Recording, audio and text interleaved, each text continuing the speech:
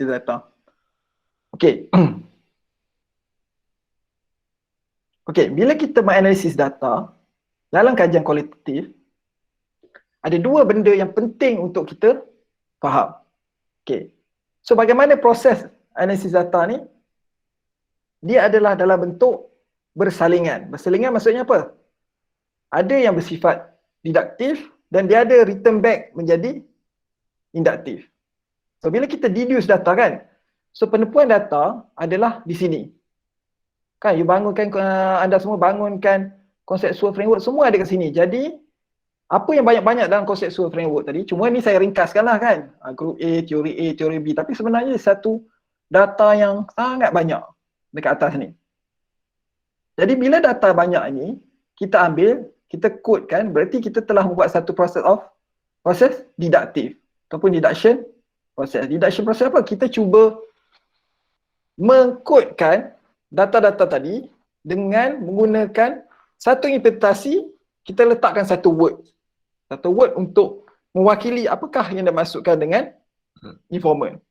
Contoh kan? Informant kata, macam ni, dia kata bila kita dapat saja permohonan zakat, kan pertama sekali kita akan tengok dia punya income.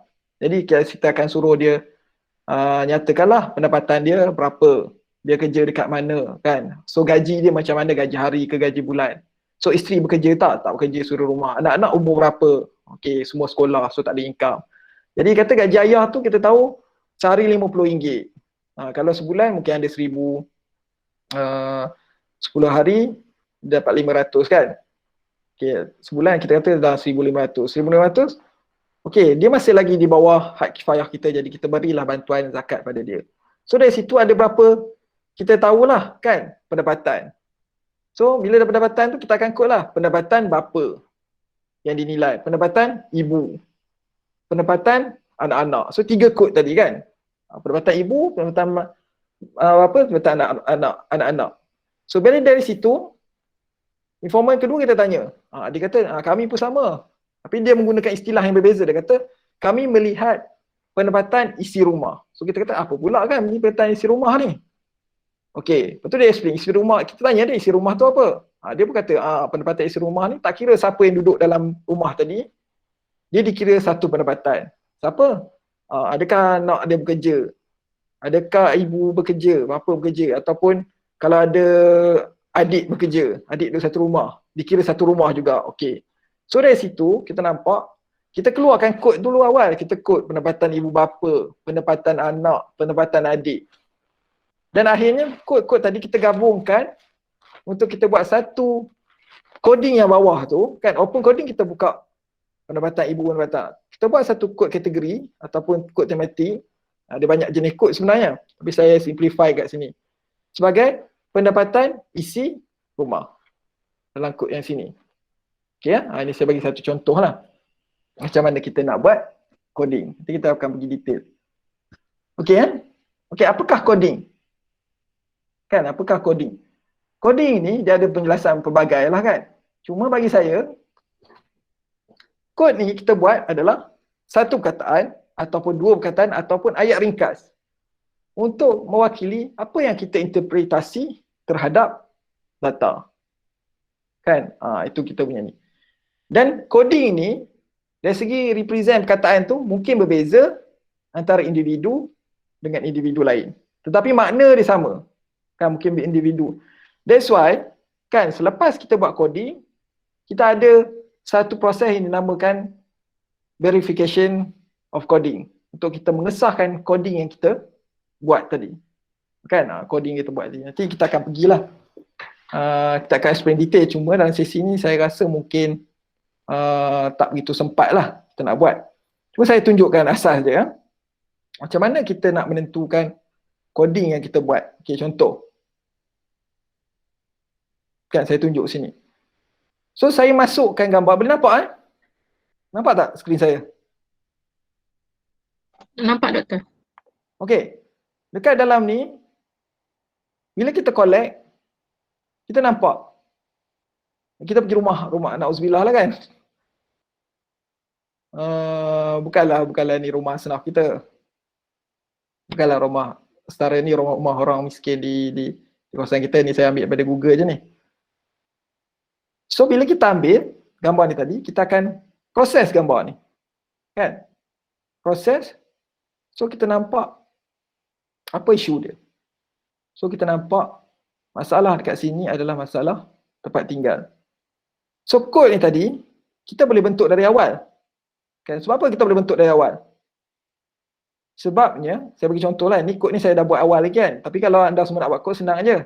Klik dekat kod, ambil new coding, tulislah tempat tinggal. Contoh kan, tulis tempat tinggal, tidak keluar lah. Tempat tinggal, enter saja. Okay, don't worry macam mana awak nak gunakan benda ni, electricity ni. Kan, jangan risau. Penggunaan electricity ni sebenarnya sangat-sangat mudah, sangat friendly user. Cuma tips yang penting adalah kita cuba gunakan. Saya pun, pelajar-pelajar degree saya pun semua guna electricity. Tak ada masalah kan. Saya cuma cakap kat dia, kat mereka ni, saya cakap, okay balik ni tengok YouTube dulu macam mana nak guna. Dan nanti kita akan share lah, kita dah pernah buat sebelum ni sesi, nanti kita cuba share balik macam mana guna electricity. Itu saya tunjuk lah daripada basic sampai habis. Cuma ni kita pergi more on theoretical terhadap kualitatif. Okay.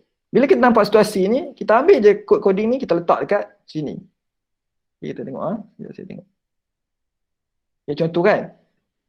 Bila saya kata orang miskin sebab apa? Tengok dia punya atap rumah kan. Dengan tiang rumahnya. Dah miskin kan. So saya plot dekat sini, saya ambil sini. So saya dah kod bahawa ini menunjukkan rumah dia tadi miskin. Kan? Okay. Saya buka dokumen lain. Okay. Ini sama kan? Kita tengok dia punya ni. Kriteria rumah ni. Orang tu kata tengok rumah dia. Bersih ke tak bersih, miskin ni miskin bandar apa. Kita tengok sini. Ada semua tapi dia rumah dia agak tu sebab dia ni miskin bandar contoh. So kita plot di gambar tu, kita tak miskin bandar. Right. Ini coding kita yang kita nak buat. Ataupun kan, kalau sini kita ambil video. Kita tengok, dia tunjukkan kemiskinan dekat tu. Bila kita record, kita buat observasi kan, kita record. Dia tunjukkan mana berlakunya kemiskinan. Ini adalah dokumen penting untuk kita rujuk, untuk kita menentukan dia miskin ataupun sebagainya. Kan? Sebab tu saya kata, 3 jenis data ni sangat penting. Okay, kita lajukan. Kat mana yang katakan miskin tu?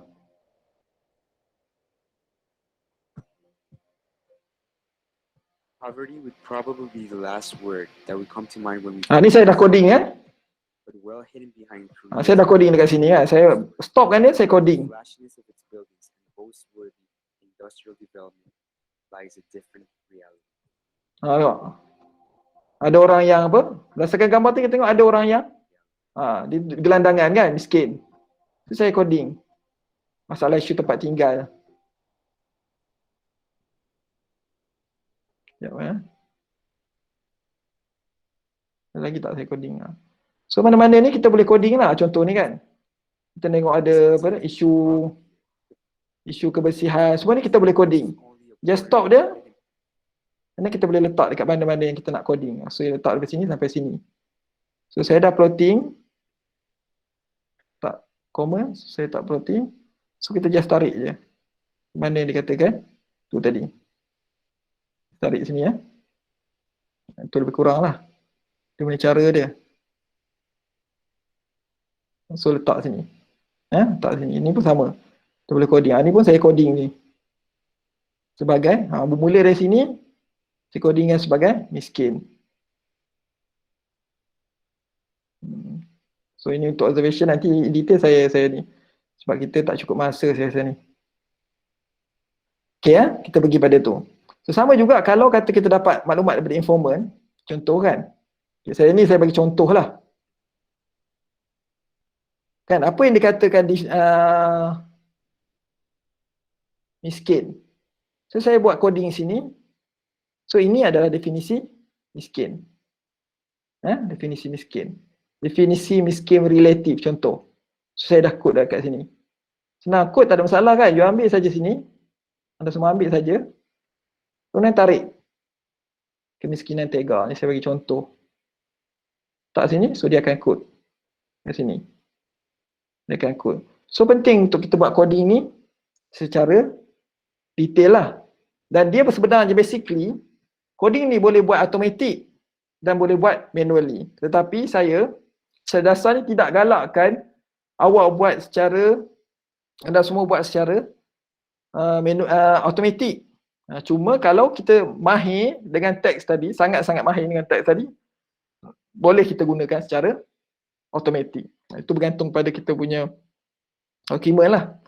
Tapi kalau untuk permulaan saya tak menggalakkan lah untuk guna automatic sebab kita tak begitu mahir dengan teks tadi. Cuma kita boleh gunakan sebagai asas lah. Contoh, kalau kitab tu terlalu panjang kan, ataupun buku tu terlalu panjang, teks tu terlalu panjang, kita boleh letakkan perkataan yang kita nak cari tu. So, sistem ni akan cari sendiri. Itu nanti kita akan explain detail lah, ataupun boleh tengok saya punya recording yang dulu sebelum ni. Nanti semua tuan-tuan pelajar Pascal lah, boleh join Google Classroom. Saya ingat kita ada upload dalam sistem tu. Okay, itu secara asas lah saya beritahu dia mengenai proses coding. Don't worry lah, ini you all boleh belajar sekejap je kalau tengok melalui YouTube. Cuma saya nak jelaskan sikit. Proses coding ni dia ada beberapa peringkat. So don't worry. Peringkat pertama ni disebut sebagai open coding.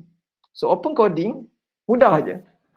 Ambil apa yang ada dalam theoretical framework kita, coding ke dalam data kita.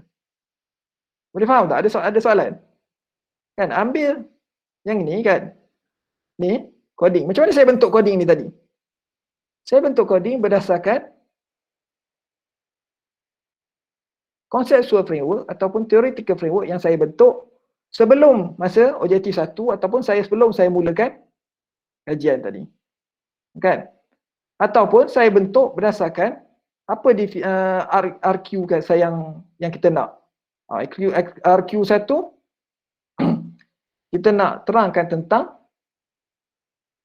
teori multidimensi, kemiskinan multidimensi. Teori kedua, kita nak keluarkan apa kriterianya. So kita keluarkan kriteria dia. Ini. Yang ketiga, kita nak bentuk model ni. Kemudian bila kita analisis, at the end baru kita nampak apakah bentuk model yang kita pilih. Dan sebenarnya model ni pun dah siap dah. Ada pelajar kita dah selesai, hampir selesai kajiannya. Dan dia pun cuba buat coding sendiri kan. Tapi ada beberapa kali pertemuan lah kita bincangkan bagaimana proses coding dan sebagainya. Okey ya. Dan kedua, bila kita dapat coding, macam saya sebut tadi kan. Coding pendapatan, kita kata pendapatan tu dikira pada isteri, anak, adik dan sebagainya. So bila kita categorizekan coding tu, kita dapati bahawa coding ni memberi maksud pendapatan, isi, rumah. Menentukan kemiskinan asnaf. Okey, ini penemuan awal kita lah. Okay, bila kita kod lagi, baru kita tahu. Yang lain-lain kita dapati kemiskinan disebabkan rumah, tiada rumah, kemiskinan disebabkan tiada makanan asasi, sebenarnya disebabkan dia ada masalah kesihatan, mungkin dia kurang upaya kekal, ada kemalangan dan sebagainya. Lalu kita buat tematik dalam bentuk yang ini. Kan, kod yang bawah ni. So dia akan dapat yang bawah ni bila kita kumpulkan tematik. Okay, imaging code berada di mana? Yang ni kan, macam saya sebut tadi. Bila kita buat pada informan ke-10, dia sebutkan kita bayar juga zakat sebabkan orang tadi suaminya kaki judi ataupun masalah dadah kan, menyebabkan dia miskin. Sebenarnya miskin tapi dia ada hubung kait juga disebabkan pendapatan kan. So kita kena keluarkan teori, masalah suami sebabkan apa, dan juga kita kaitkan juga dengan pendapatan. Ini kena detail lah macam mana kita nak buat perkara ni. Okey, sama-sama itu ada soalan ke? Cantiknya siapa lukis tu? Okey, ada soalan tak? Silakan doktor, ada 2 soalan daripada chat box. Yang pertama daripada Syarofi Ismail. Doktor, adakah memadai jika kajian PhD menggunakan hanya content analysis dokumen? Itu soalan pertama. Dan soalan kedua daripada Ustazah Sharifah Fadilawati, kalau triangulasi data kajian teks, macam mana ya?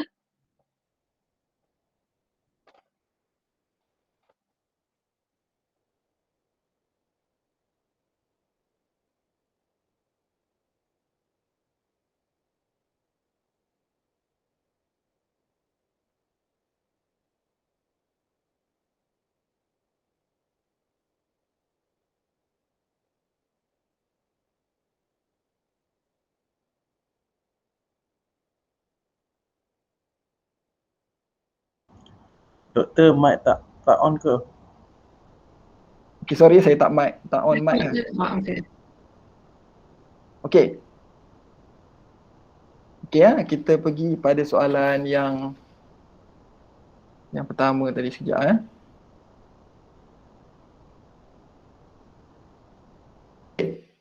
Kita pergi kepada soalan ni. Adakah sesuai menggunakan content analisis saja untuk kajian PhD? Okey. So sama ada kita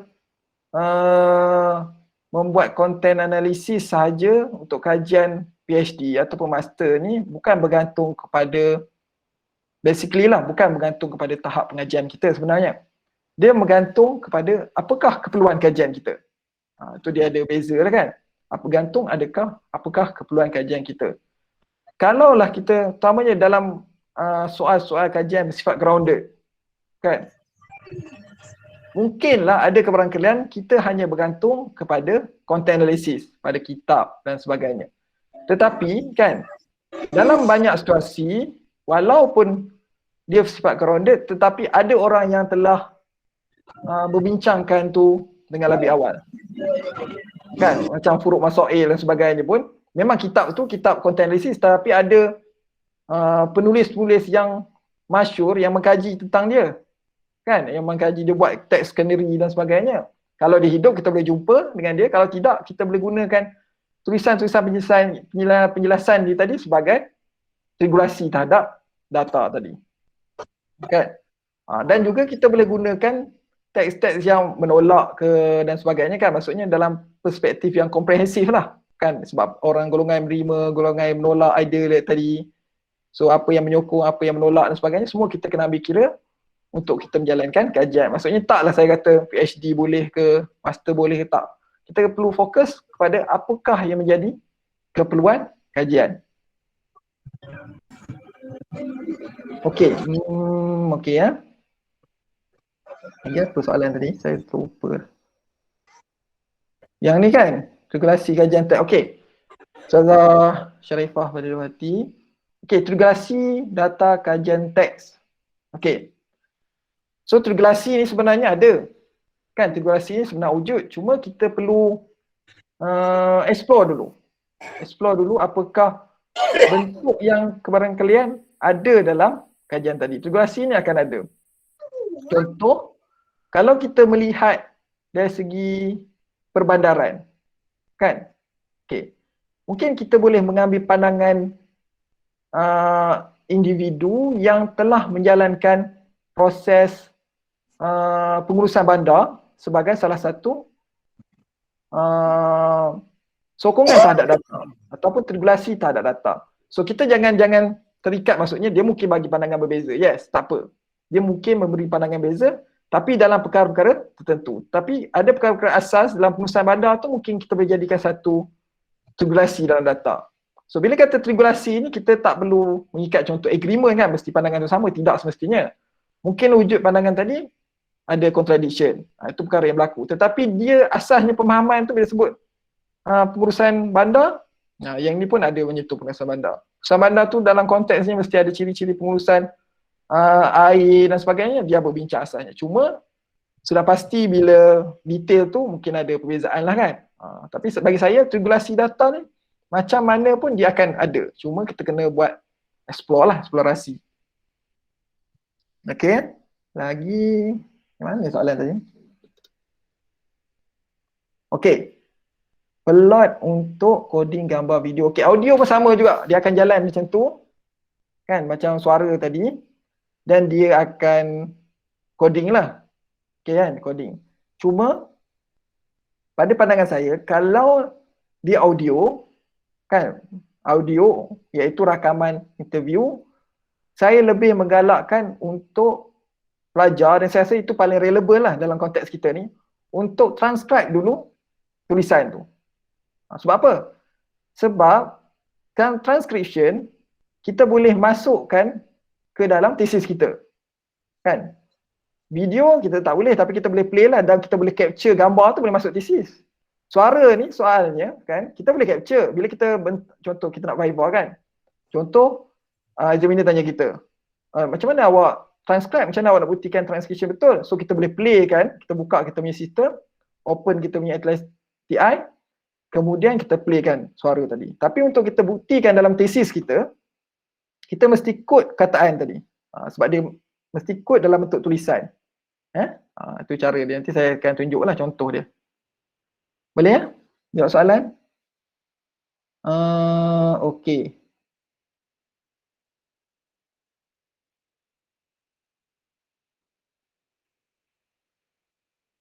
Okey. Apa ni? Untuk kajian sejarah. Okey, kajian sejarah ya mungkin menggunakan teks-teks lama. Tetapi kita boleh mengambil, regulasi tu ada sebenarnya kan. Kita boleh mengambil pandangan-pandangan pakar yang belah menjalankan kan. Kalau di Kedah tu kajian arkeologi kan, memang kita nampak arkeologi tu barang yang lama, tetapi ada orang yang involve dalam kajian tu dahulu. So itu boleh kita jadikan informal lah. Tapi mungkinlah ada situasi yang memang orang tak pernah sentuh pun mungkin wujud. Saya tak nafikan lah perkara tu. Okey, yang lain. Okey, tak ada masalah. Tuan Abdul Razak. Dr. Abdul Razak. Tidaklah ni kan, tidaklah rushing kita ni. Okey Tidaklah kita apa dia? Itulah proses kita belajar tu kan. Okey, kita sambung sikit. Okey, ada beberapa perkara lah kan yang menjadi kita punya ni. Ini adalah proses coding. Coding saya dah terangkan sikit. Kemudian kita ada satu yang disebut sebagai memo. So saya tunjuk memo. Memo ni ada dalam sistem Atlas T. Cuma kalau kita buat manually, dia disebut sebagai nota lapangan. Dan kat siapa yang biasa buat kajian kualitatif, dia akan buat nota lapangan, tak ada apa. So kita tulis apa-apa kan. Contoh, bila kita pergi, kan kita dapati, contoh maklumat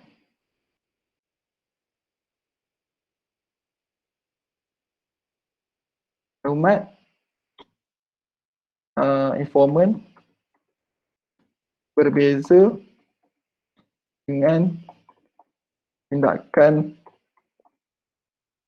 semasa di kedai nasi. Contoh dia cakap kat kita kan berbeza. Contoh saya bagi satu contoh. Informant maklum kat kita sebelum dia buka kedai, ni contoh hygiene kedai kan, dia telah bersihkan dulu kedai dia, maksudnya dia lap, dia siram air kan sebelum kita mulakan operasi kedai dia. Tapi bila kita pergi lapangan, kita buat observasi, dia tak buat perkara tu. Contoh dia tak buat perkara tu. Jadi kita boleh letakkan itu dalam memo kita. Kan? So sini ada keluar memo. So bila kita letak memo tadi, kita ambil kan dalam network. Okey, network tengoklah network.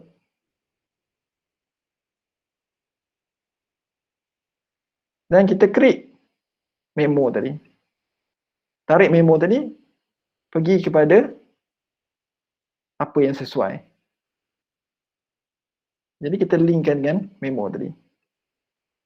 Okey, contoh dalam kes ni, ada orang tanya dekat-dekat kan, kenapa orang miskin ni, nampak orang miskin tidur tepi jalan, jabat zakat tak ambil pun. Kan? Orang miskin ni tadi, jabat zakat kata kita tertakluk kepada beberapa peraturan. Tapi dia tak sebut pun peraturan tu apa. Tapi bila kita balik, kita jumpa dia tertakluk kepada akta orang papa. Akta orang papa ni, sebab dia di bawah bidang kuasa kebajikan masyarakat. Ya, jadi orang zakat tak boleh sewenang-wenangnya ambil orang apa ni tadi. Tapi kita nampak itu berkaitan dengan kemiskinan tega. Jadi kita masuk ni tadi ya. Nota lapangan kita linkkan dengan kemiskinan tega ataupun sebab apa orang tak ambil itu kan. Dia katakan sebab ambil orang miskin di orang gelandangan. So itu. So ini apa yang kita dapat. Dengarlah memo ni apa yang kita dapat semasa kita pergi ke lapangan. Kan refleksi kita. Refleksi ni apa dia? Intuisi kita kadang-kadang guna bahasa yang ni kan. Intuisi kita ataupun relatif kita atau interpretasi kita, analisis kita semasa kita berada di lapangan. So penting kita record ni. Memanglah kita tak bawa atresti ni kan. Tapi kita kena record dalam notes kita tu. So itu adalah peranan memo. Okay eh?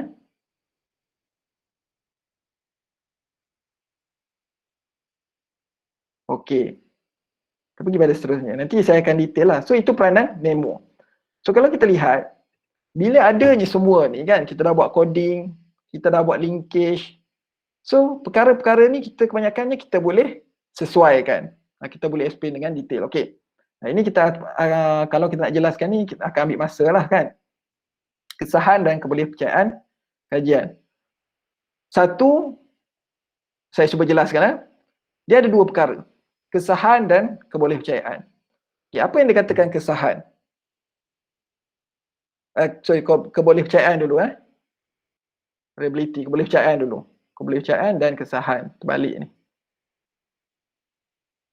Reliability, kebolehpercayaan dan kesahan.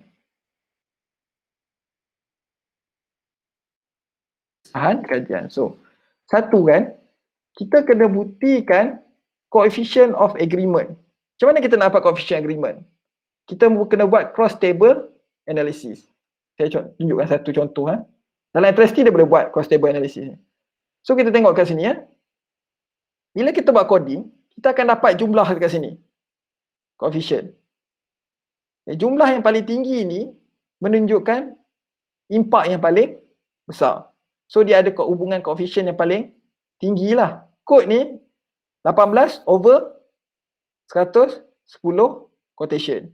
Ini jumlah quotation ni 18 bagi sini, so dia akan dapat coefficient. Tetapi coefficient ni tidaklah kita kata reliable untuk semua kajian. Cuma kita perlu tunjukkanlah adanya coefficient. Sebab apa? Reliability dia fokus terhadap apakah konsistensi dalam kajian kita. Maksudnya satu-satu kod yang dibangunkan berapa banyak triangulate dengan informan yang lain.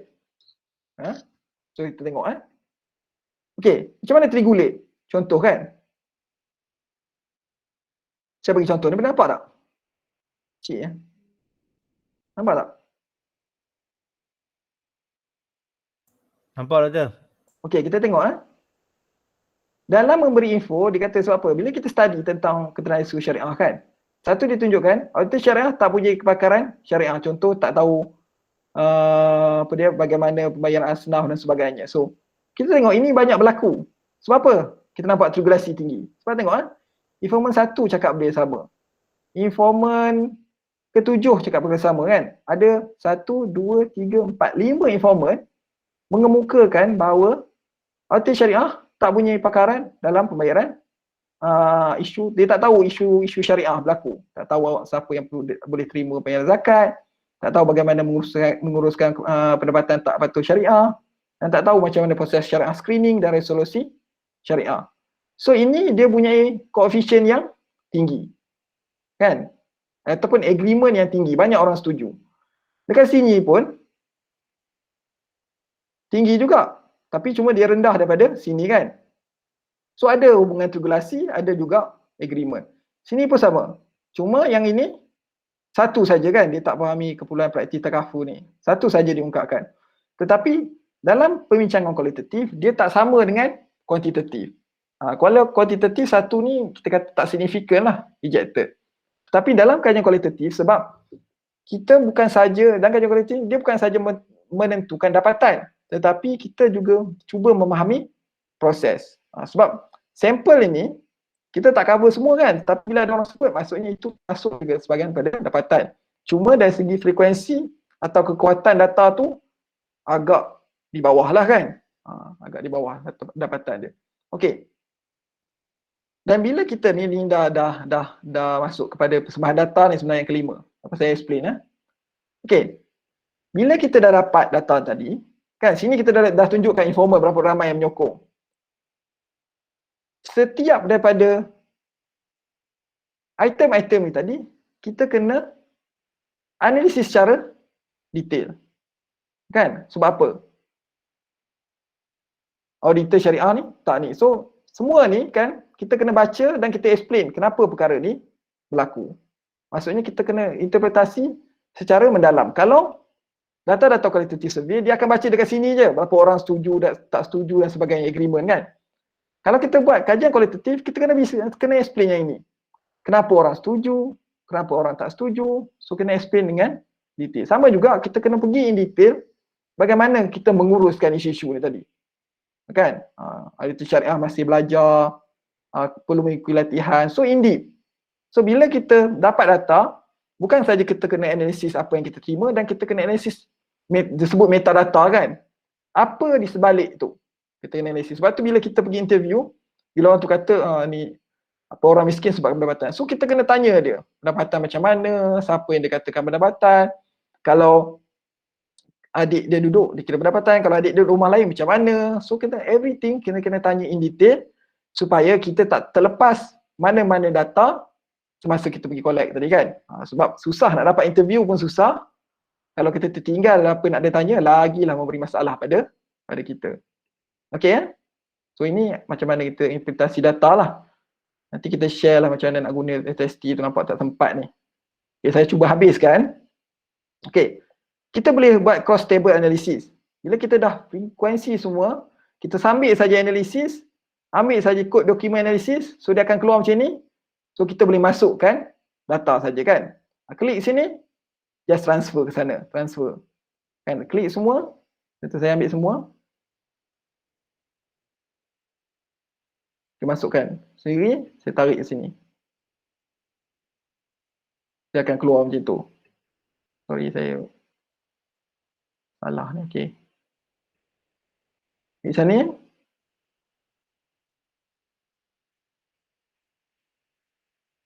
Saya delete dulu. Sorry.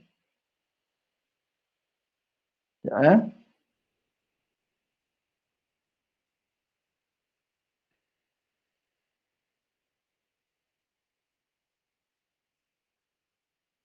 Kami sistem crash. Okey Okey. Kita ambil coding, kita masukkan kat sini. Ambil ni, kita masuk kat sini. Okey, kita tariklah apa data-data kita nak. Okey, nak bandingkan dengan informan apa? Kita tarik sini. Kita tarik sini. Kita tarik sini. Kemudian kita boleh analyze dia terus. Dah dapat analyze tu, dia akan keluar macam ni, table macam ni. Kan? Dan kita boleh export dia ke Excel. Ni cara nak export dia lah. Kita boleh export, nanti saya explain detail, nanti makin pening pula. Kan dia ada cara export dia. Kita export boleh keluar dalam bentuk Word. Tapi kalau you all tak nak export pun tak apa, copy paste saja. Masukkan dalam thesis kita. Ya. Masukkan dalam thesis kita, dia akan keluar dalam bentuk macam ni. Kan? So dalam kajian ni kita nampak total quotation yang dia buat adalah 110. So ada dua sebenarnya, satu lagi pun 200 lebih sangat quotation. So dalam kajian yang saya buat ni ada lebih kurang 200 quotation kita ambil dan kita bahagikan dia ikut ni. Dia adalah kod ni. So, saya ambil kod ni tadi. Kod ni berdasarkan teori kan. Ni teori saya. Kemudian saya tengok dalam praktis sebenar berapa yang berlaku. So dari situ kita tahu dekat sini. So bila kita dah buat, kita nampak. Bila kita dah buat, so kita akan bentuk dapatan baru. Kan? Okay, kita tengok Ini tadi teori kan. teori yang kita bentuk. Bila kita jalankan selepas dia, kita jalankan kajian, so dia ada berapa penambahan. Contoh kan, dari segi sistem tu kita akan dapat in detail. Maksudnya tadi dalam bentuk teori, ini spesifik dalam bentuk pada syarikat yang saya buat testing tadi. Saya buat testing pada sebelah syarikat takaful. So saya testing pada sebelah syarikat, so dia akan dapat dapatan ini. So dia ada extend lah kan. Tadi cuma teori, dan bila kita buat kajian, kita akan keluarkan dapatan daripada kajian kita sendiri. So, penting kan untuk kita buktikan depan examiner, ini adalah konseptual dan ini adalah dapatan kita. So, examiner dia akan tengok side by side dan dia akan nampak apakah perbezaan antara sebelum kajian dan selepas kajian dijalankan. Boleh nampak tak? Ada soalan?